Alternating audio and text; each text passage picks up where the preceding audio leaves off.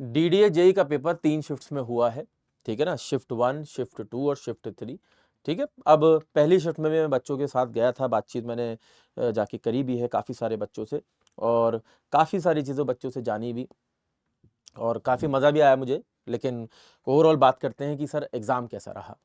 देखिए शिफ्ट 1 हो, चाहे शिफ्ट 2 हो, चाहे शिफ्ट 3 हो, तीनों ही शिफ्ट के अंदर बच्चों ने बस एक ही बात कही है कि पेपर सर अच्छा आ रहा है, ऐसा कुछ भी नहीं कि अलग आ रहा है, ठीक है?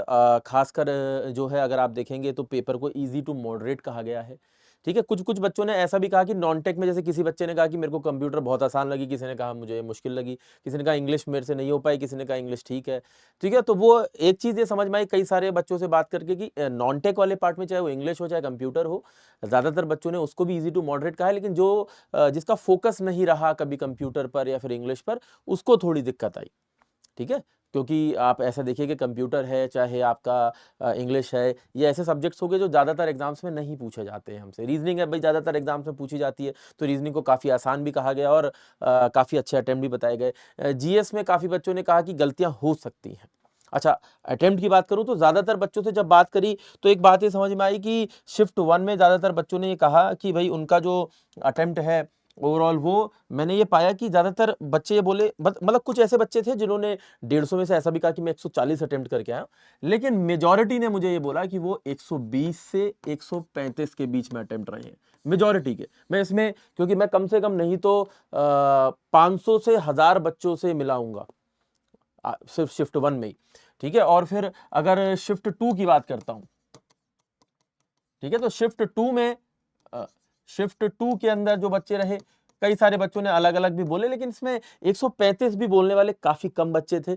इसमें आपको मैं बताऊँ तो 105 से लेकर, ठीक है ना, 120 तक के अटेम्प्ट वाले ज़्यादातर बच्चे मुझे मिले, जिन्होंने बोला कि हमने 105 अटेम्प्ट किए हैं एक्यूरेसी के साथ, 110 किए हैं, ठीक है, 135 भी 1-2 बच्चों ने बोला, ऐसी बात नहीं, 134 भी बोला, लेकिन ज़्यादातर की रेंज जो ज़्यादातर बच्चे हैं, उनकी रेंज में बता रहा हूँ, ठीक है? और शिफ्ट 3 में भी अगर मैं आपसे बात करूँ, तो काफ़ी सारे बच्चों से मैंने चर्चा की, तो इसमें भी मेरे को एक चीज़ ये देखने को मिली है कि मेजॉरिटी बच्चों ने ये कहा कि सर मेरे 110 से लेकर 130 के बीच में अटेम्प्ट है। मेजॉरिटी से जो बातचीत करके निकल कर आती है।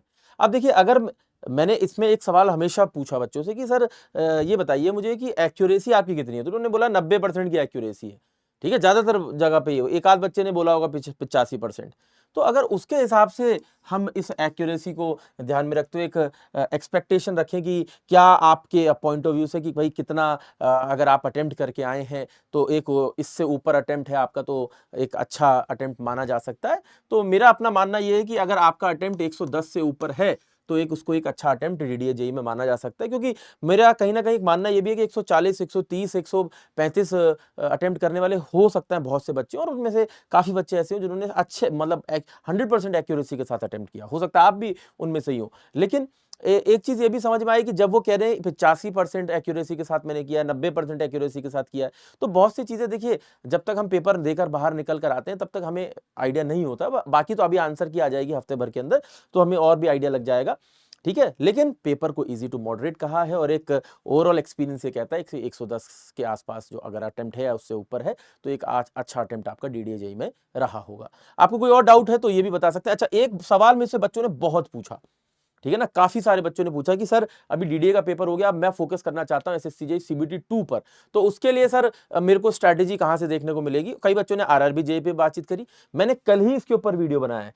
आरआरबी जेईई सीबीटी 1 अगर आप फ़ोकस कर रहे हैं, तो भी इसके अंदर स्ट्रैटेजी बताइए क्या फ़ॉलो करनी चाहिए। एसएससी जेईई सीबीटी 2 फ़ॉलो कर रहे हैं, तो भी इसके अंदर बताया मैंने क्या स्ट्रैटेजी आपको फ़ॉलो करनी चाहिए, ठीक है? इस वीडियो के अंदर दोनों एग्ज़ाम्स पर बातचीत करिए, आपका जो भी फ़ोकस है, आप उसके ऊपर अपनी पकड़ बना सकते हैं इस वीडियो को देखकर। बहुत छोटा-सा वीडियो है, अप्रॉक्सिमेटली 8 मिनट का, इसको देखेंगे और इससे सीखेंगे। बाकी आने वाले एग्ज़ाम्स के लिए जैसे प्रिपेयर कर रहे हो, ठीक है? तो आप इसमें ये कर सकते हो कि भई नीचे डिस्क्रिप्शन में जाएँगे, ठीक है?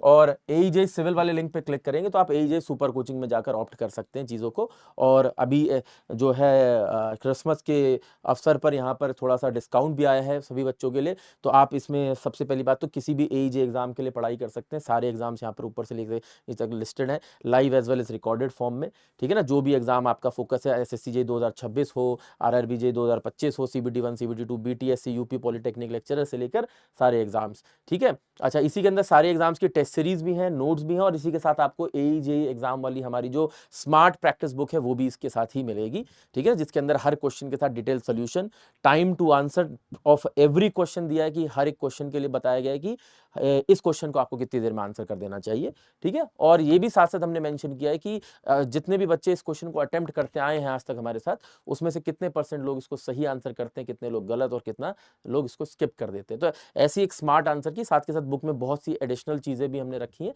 ताकि आपकी प्रिपरेशन में आपको हेल्प हो सके। तो आप उसका भी लुत्फ उठा सकते हैं और वो भी आपको इसी के साथ मिलेगी, ठीक है। आप इसमें प्राइसिंग सेक्शन में अगर जाते हैं तो एक बेनिफिट आपको ये मिल जाएगा अभी कि यहाँ पर प्राइस ड्रॉप भी है और 2 महीने की एक्स्ट्रा वैलिडिटी भी मिल रही है। तो 3528 यहाँ पर आपको प्राइस नजर आ रहा है। इसमें आप शुभम सर लिखेंगे तो ये और ज्यादा रिड्यूस हो जाएगा and it will reduce to a price of 3276, यानी 3276 के लिए मैं आप अगले 8 महीने के लिए एईजे सुपर कोचिंग में इनरोल हो जाएंगे। और जो भी एग्जाम्स ऑनगोइंग है, सारे एग्जाम्स की क्लासेस आप कर सकते हो। अगर नई कोई वैकेंसी आती है उसकी क्लासेस में चलेंगी तो उसकी भी आपको इसी में क्लासेस मिलेंगी, आपको कुछ अलग से भी लेने की जरूरत नहीं है अगले 8 महीने में, ठीक है। तो बढ़िया से इस अपॉर्चुनिटी का इस्तेमाल करिए, इनरोल करिए, पढ़ना स्टार्ट करिए, क्योंकि 2026 अब वो साल होना चाहिए जब आपके नाम के आगे इंजीनियर साहब या फिर जेई साहब लिख जाना चाहिए। जय हिंद, जय भारत, थैंक यू।